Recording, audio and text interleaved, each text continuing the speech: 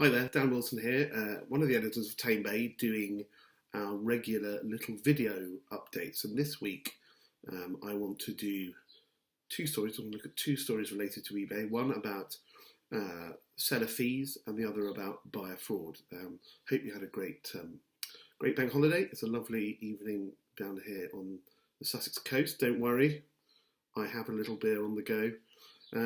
So let's start with buyer fraud. It's the most commented story we've had this week on Tamebay, and it relates to a story in The Guardian, and we just reported that because we like to keep a watching brief on buyer fraud, which is absolutely one of the key concerns for eBay sellers. To contextualise it, buyer fraud is where you send the goods, usually not tracked. The buyer says they haven't received them, and usually a cursory look at their feedback reveals that they've maybe tried this on before. So the seller is rightfully suspicious. Anyway, you go through the labyrinthine eBay process, and what seems to happen almost inevitably is that eBay fines for the buyer. So disgruntled seller justifiably is looking at a situation where they've not only sent the goods and lost the goods, but the buyer's also got the money back from them and kept the items. I suppose what we're looking for is evidence that eBay's making any progress here, and we're not sure.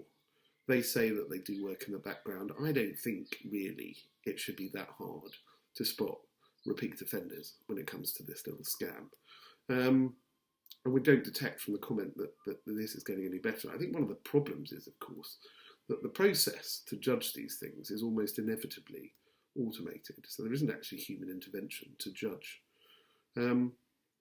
So yeah, ongoing story.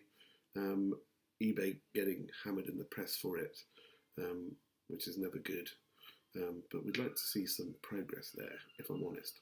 So seller fees. Chris wrote an article, which I hope you've read, which was about whether so eBay's now relocating its sort of finance thing back to the UK. So now you won't be paying Luxembourg, you'll be paying fees to the UK Limited, eBay UK Limited.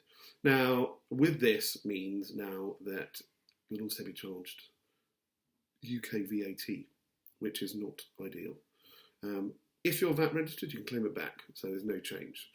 But if you're not VAT registered or using one of the flat rate systems, then you're going to be stung. You're going to see quite an increase in fees. Now, what it has also highlighted to us is that there's quite a big difference between private seller fees and business seller fees. Sometimes as much, as Chris pointed out in his article, a 50% difference, or they're going to see a 50% increase with the change of this arrangement. Now, when eBay changed to taking the fees in Luxembourg, they also hiked the fees up. So they sort of essentially absorbed the VAT element. So they pocketed that. But now they've sort of gone back, and now people have to pay VAT again. Then that the fees are becoming quite expensive. And there is an incentive, I think, for smaller sellers to actually just go back to being private sellers. It differs on a case-by-case basis, a category basis, but there is an incentive, we think. And we don't think that's very good. I think at the end of the day, the fact is that eBay fees and Amazon fees are actually really quite high.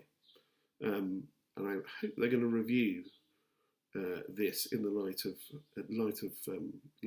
significant seller protest.